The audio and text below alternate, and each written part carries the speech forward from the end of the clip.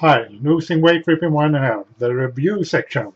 Um, it has been a bunch of Camel albums latest days. So the first Camel album,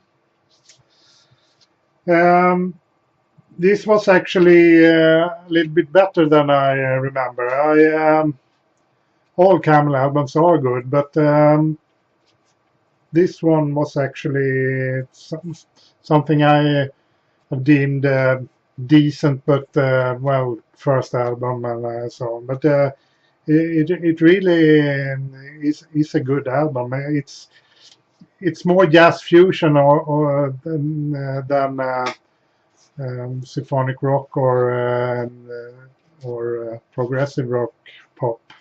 Um, but it's really interesting. Um, I realized when listening to all the Camel albums that they have influenced me more than I have given them credit for. But and it started with this one. It's a good album, and they only became better and better. Camel Mirage was really good. Uh, the early albums are really uh, mastered and mixed thinly, and I find myself wishing they had a Moog Taurus or something pedals in to flesh out the more dynamic sections. But that's what's keeping the best sessions from sounding almost like sort of Genesis vibe. But they also still have the jazz fusion vibe in this album. They slowly become better.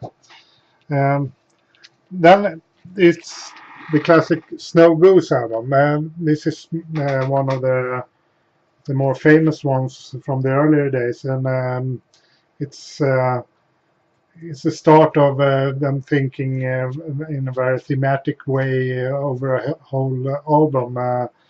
You could hear on the Mirage album some stuff that um, echoed all the way through to the Nude album and the more folky inspired later albums. But the Snow Goose was important in that way. But I actually think it was musically a little bit step back. It has some good ideas and stuff, and it's an important album for them, but maybe not the most important to listen to if you have never heard them before. But if you want to get the whole picture, then you should listen to that one too. Then we have Moon Madness. This album I had almost forgot that it existed, but it's a lot of good stuff on this one. Again, the jazz fusion influences isn't quite gone yet, but it's more. They added some more poppy things, and but they're trying to commercialize a little bit more, I guess, but they weren't really there yet.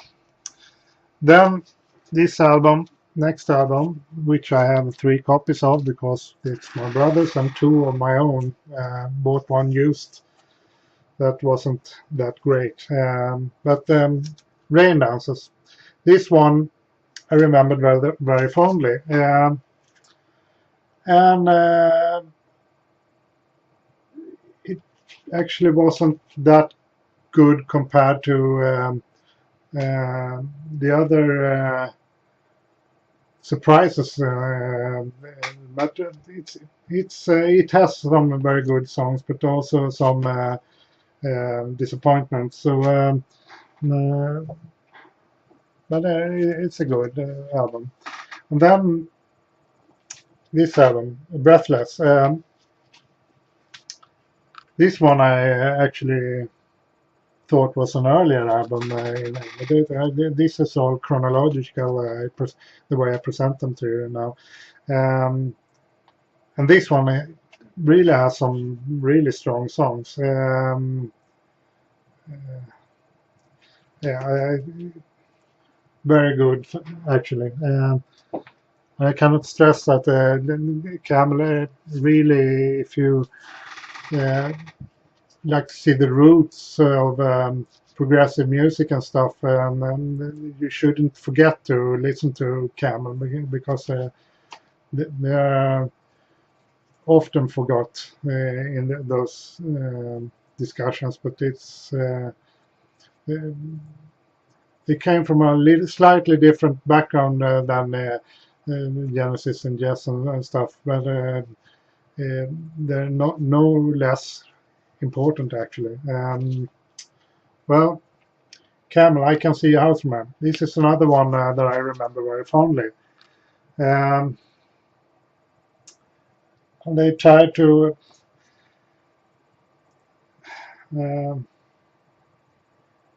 they try to commercialize a little bit more, I think. Not so good. The best songs is when they keep to the roots and not trying to make it too much commercial in these days. They got a lot better in that respect later on. Nude is one of the more famous albums of them, and it's also the background music I chose to the exercise video, an excerpt from it at least. This one is strangely enough the two songs it begins with is the most commercial viable songs, and actually the best ones too. It's a concept album, and here you have some echoes back to the Mirage album, I think, sonically at least in some sections. But overall, a very good album, actually. Then the last one I read today was The Single Factor. This one was better than I remember. The No Easy Answer and You Are the One are the worst songs, maybe, on the first side, and it's the most. I think they were played pretty much on the radio, but it's the other songs on there that makes it good, like Sasquatch. Hero Salva Lullaby is a good little ending of the first side. A little better than I remember it, actually. But I think their best albums and efforts is the ones that came later. Stationary Traveler is a particular favorite of mine.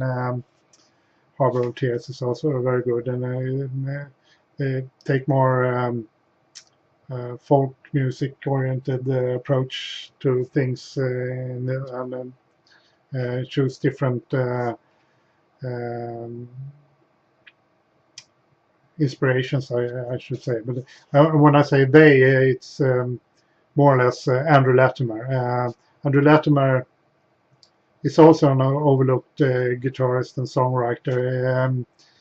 I think he's kind of like Mark Knopfler in a way. He's like hanging on notes and making harmonies and very precise, slow playing. Not at all like Mark Knopfler, but it's a different kind of harmonies and stuff. But he's very proficient in that tempo, I would say. Anyway, that was the vinyl albums I had of Camel, and I hope you listen, and if you like it, buy some albums, because buying the albums is what really gives the money to the artist. So yeah, well, see you next time.